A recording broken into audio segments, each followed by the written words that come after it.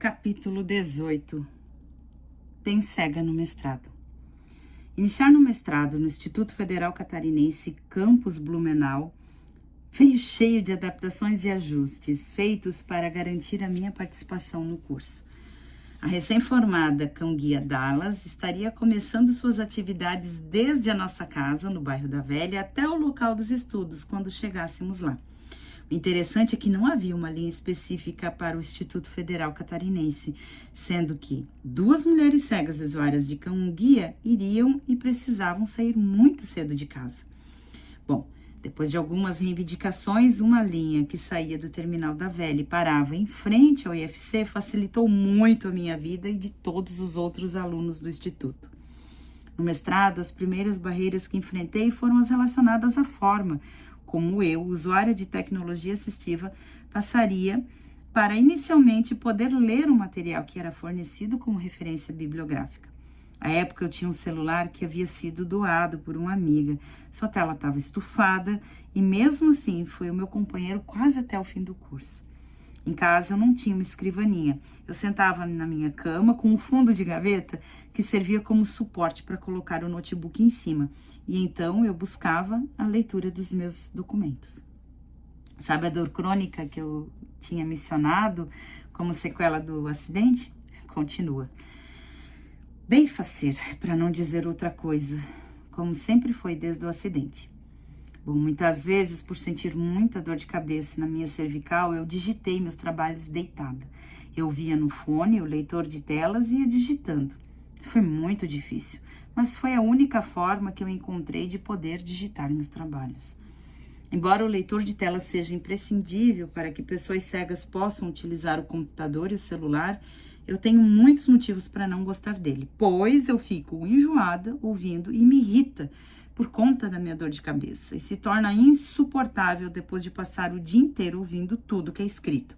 Ícones, tudo. Nossa, minhas leituras no mestrado ultrapassavam 200 páginas.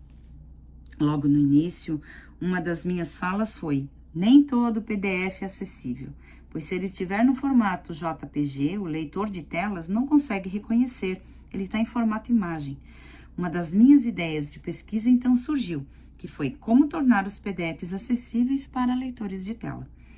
Foi aí que eu comecei a trocar ideias sobre o Webfine Reader com a Késia, que é doutora em História e mulher cega. Sem ela e sem suas dicas, eu não teria subsídios para minha pesquisa. Comecei a perceber que muitos PDFs, não sendo acessíveis, precisavam passar pelo Webfine para se tornar acessíveis ao leitor de tela. Assuntos de falta de oportunidade para pessoas cegas e da pequena minoria de acadêmicos com deficiência que chegaram ao mestrado e doutorado, sobre estar no meio acadêmico e ter poucos trabalhos de pessoas com deficiência publicados. O acesso, a acessibilidade e a permanência seriam garantidos de que forma? Então, decidi tornar essa temática como tema da minha dissertação. Aliás, preciso falar da minha orientadora, que também é a reitora do Instituto Federal Catarinense, a professora Sônia Regina de Souza Fernandes. Sônia, uma mulher extremamente inteligente, resiliente, humana, foi ela que me guiou pelos caminhos do conhecimento acadêmico. Com ela aprendi como pesquisar e sempre fui muito atenta a todas as adaptações dos materiais e principalmente na arquitetura de todos os campos, não só de Blumenau. Escrevemos artigos juntas, que foram aceitas por revistas internacionais. E, nesse sentido, tive a oportunidade de apresentar este artigo no evento de relevância internacional em Florianópolis. Todas as opções a respeito, a didática e formação de professores passou a integrar o meu estudo. E foi então que eu escolhi o tema, que seria como transformar PDFs acessíveis para leitores de tela e também como digitalizar livros para que pessoas cegas possam garantir o direito à leitura como as demais pessoas. Eu fui apresentar um trabalho na Amped, em Niterói. Bom, foi quando eu me deparei com a presença nunca antes percebida de mulheres com deficiência, pois em 40 anos dessa instituição, a primeira vez que 2 estudantes cegas, usuárias de cão-guia, além de participar, estavam contando suas experiências acadêmicas e falando de suas publicações. Por várias vezes eu pensei em desistir, pois eu pensava que Orfeu não estava bem. Foi então que, apesar das dificuldades médicos, o Aleph foi seu cuidador junto comigo, nas horas que ele precisou fazer banheiro, pois era o único que conseguia carregar Orfeu no colo. Com o passar dos dias, Dallas se apropriou ainda mais de suas habilidades de cão-guia. E a partir daquele momento, eu e ela nos tornamos uma dupla de sucesso. Chegamos ao ano de 2020, eu precisei ir a Tubarão, cidade localizada no sul do estado. Foi no dia 19 de março, o último dia que sairíamos, pois no dia seguinte entraríamos em lockdown por conta da pandemia da Covid-19. Todos os medos possíveis assolaram minha mente.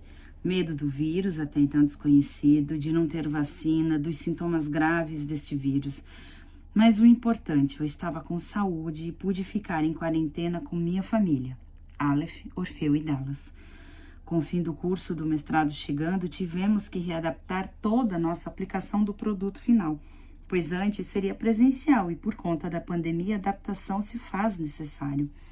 Mais uma barreira para ultrapassar. Como é que eu iria me comunicar numa sala de aula virtual e participar de modo efetivo das aulas e reuniões virtuais? Bom, minha irmã mais nova me deu algumas dicas de como usar o Google Meet e aí ficou por minha conta. No notebook eu usava o NVDA e eu me adaptei usando o mouse.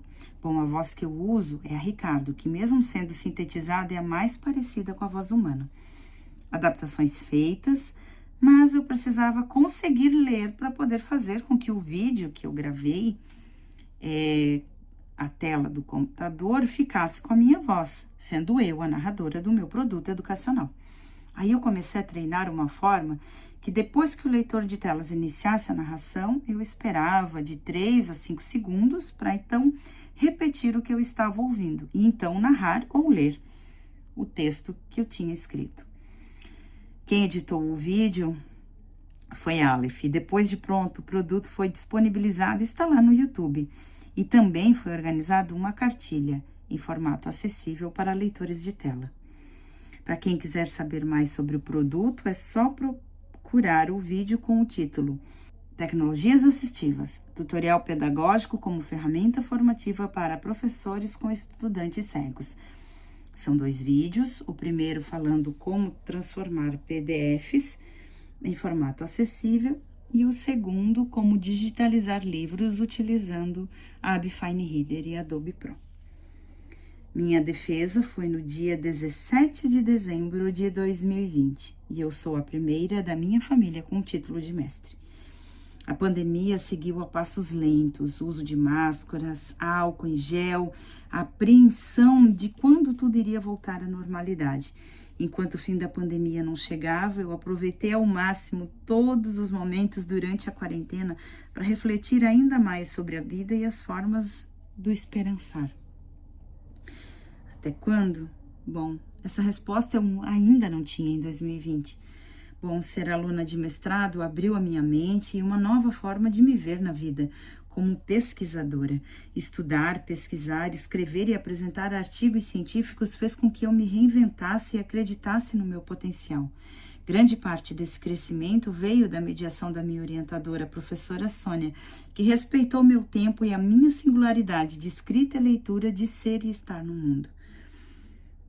Agradeço à coordenadora do mestrado, a professora Ing, e a todos os professores que contribuíram e contribuem para o meu crescimento. Um ciclo se encerrava. Em tempos tão sombrios, eu pude chegar até aqui, final do ano de 2020, saudável e viva. Uma grande vitória. Estar ao lado de mulheres incríveis na minha banca de defesa do mestrado, do Prof. EPT, a professora Ing, e as professoras Andréa Poleto Sonza e Geisa Bock.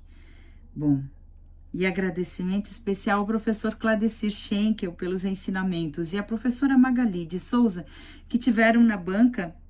Sou muito grata e muito feliz por ter sido uma mulher cega, usuária de cão-guia, em terminar uma dissertação e um produto educacional em tempos de pandemia.